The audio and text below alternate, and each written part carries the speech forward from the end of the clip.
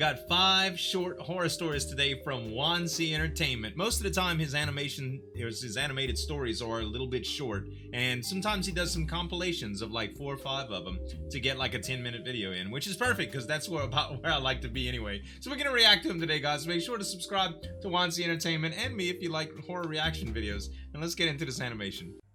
1. Like this? I'm currently living together with my best friend. Okay. One day, while we were sleeping, she suddenly screamed and jumped up from the bed.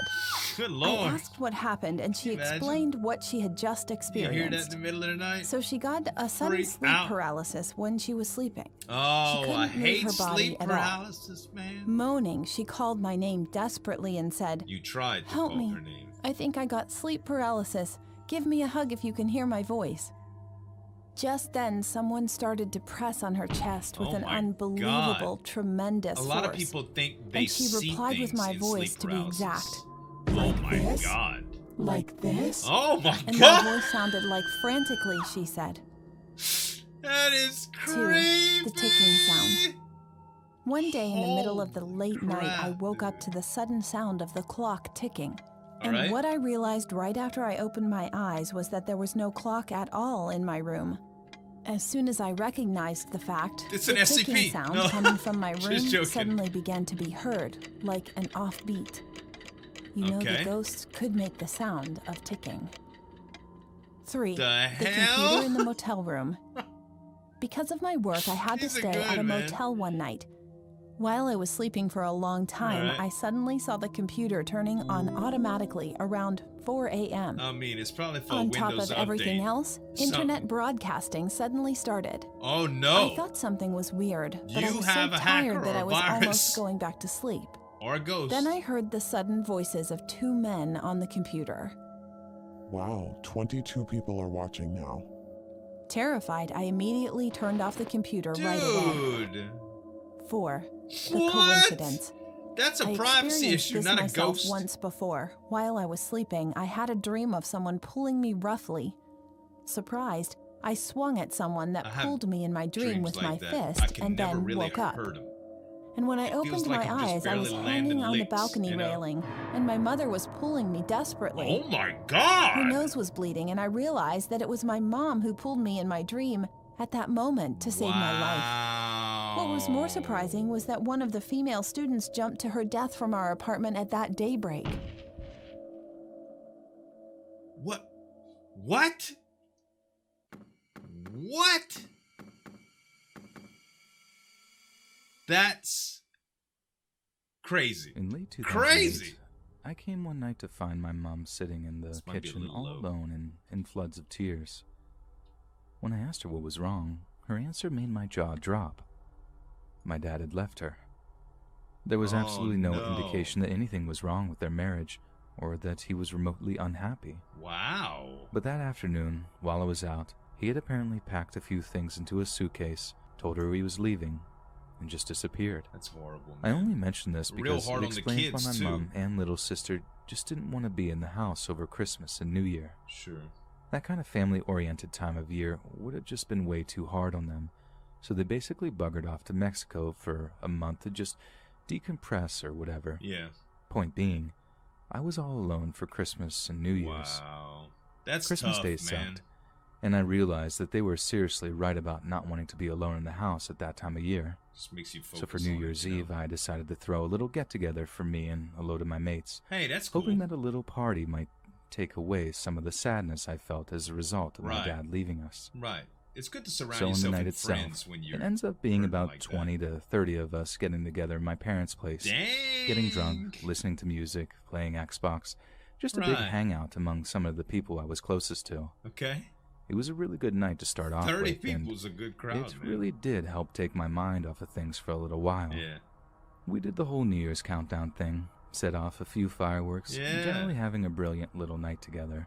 What a cleanup the drunker we all like got, that. the messier things became, until it was just a medley of people throwing up, hooking up in the spare bedroom, or arguing amongst themselves. Yeah? 2 of the people who ended up fighting were my mate Chris and his girlfriend at the time, a girl named Katie.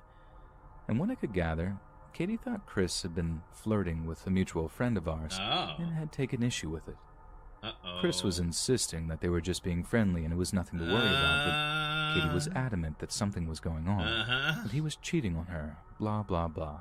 You know how it is, teenage drama. Yes, I know Chris really did love her, so it wasn't like a stand-up argument. It was more like him begging her to see reason and not go mad and dump him over some perceived bit of flirting. He swore he'd never do anything like that she was the only girl for him. That's rough, how much man. he loved her. All this romantic, theatrical stuff that you might expect from two young lovers. Yeah. It wasn't really anything of my business, though, so me and the other party guests just sort of left them to it while we got on with trying to have fun. Then a little while later, I find Chris sitting in the back garden, swigging off a bottle of raw vodka on his own. Dang. I go up to him to ask him if he's okay. Just straight vodka. Only to find that he's crying, rotten drunk, saying that Katie had dumped him and gone home. Yep. I tried to be a good friend and console him as best I could, saying that she probably was just drunk and over-emotional, how there was a good chance that they'd just get back together over the next couple of days when she'd realize she'd made a mistake. But he was insistent. Somebody that she was jealous, gone for good, and they wouldn't be getting back together. You probably don't want to hang out with All them I could anyway. do was get him on his feet and hug it out with him. Especially as the a poor young guy couple. really was in one heck of a state. It's a lifelong. And I managed to convince him to hand over the vodka, drink some water, and then get some sleep in my bed so he could maybe sober up a wee bit before heading on home. There you go. He agrees. I tuck him in and then leave him to get some rest. Before you drive. About an hour or so later, the party is winding down, and the remainder of us are just chilling in the TV room when someone goes off to use the toilet. Right. They return like seconds later, saying someone's in the bathroom throwing up, then asking if they can go and take a pee in the back garden. Yeah? Of course, I tell them no. I didn't want them peeing all over my mom's flower beds. No! And that I'll nip upstairs to see if I can get whoever is out of the bathroom. I'll pee. Oh, so man. I get the toilet upstairs, and stuff. I can hear someone gagging and retching on the other side of the locked door. My friend Julia joins me, he was a wee drinking bit straight concerned, vodka. and starts trying to help me talk to the person who's locked themselves in the bathroom. It's sometime then that I notice that two doors are open. Okay. The first being my bedroom, the second being a little cupboard on the first floor landing. All right. I check my bedroom and see that the bed is empty, so it's obviously Chris that's in the bathroom, puking his guts up because of all the vodka he drank. Did he get out the cupboard, or did he? I shut the door to the bedroom, then go to close the door on the other room, which happened to be a little cupboard that my mom kept cleaning supplies in. Oh no! My first thought was that Chris had opened up that door thinking it was the bathroom in his drunken That's what I was thinking. Then legged it to the right bathroom in his desperation to puke. To try to but I noticed something that at first I didn't really understand the significance of. Oh no! The cleaning supplies that my mom usually kept all neat in a little plastic box were spilled all over the floor. Not like open fluids spilling out. Man. They were just all out of the box like someone had been rooting through them. Yeah. As I'm wondering why someone would do something like that, Julia calls out that the person who locked themselves in the bathroom, presumably Chris, had gone quiet all of a sudden, and that they weren't responding. He died. That's when I put two and two together. Violent vomiting, cleaning supplies missing, deep drunken depression. Yep. Chris was trying to end his own life. That hurts I absolutely my heart. pegged it to the bathroom door and started trying to kick the door off the hinges. Julia screams in shock at what I'm doing. Pull the hinges people from out, the living room like, start with a piling out screwdriver or towards something. the bottom of the stairs in utter confusion. I've been really protective of the house all night, not wanting people smoking inside, not wanting people peeing anywhere they shouldn't, trying to stop spillages and all of that kind of stuff. Then there I was, booting down my own bathroom door. It was way too heavy to actually kick off the hinges, but I did manage to kick a hole in the wood panel. Wow. And that's when I got to look inside. Chris was laying there, a bottle of bleach next to him. And there was like pink puke all over the cistern, the floors, and his clothes. It was pink because he drank the bleach and it had corroded or burned the inside of him so much that he had vomited up blood. We were distraught, terrified, almost sure that he was dead. Wow. But we were quick to call an ambulance.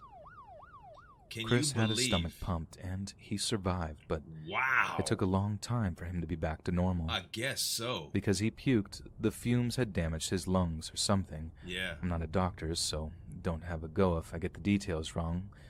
So he had trouble eating, drinking, and breathing for at least a month after that. Dude. 12 years later. Crap. And I've never forgotten that.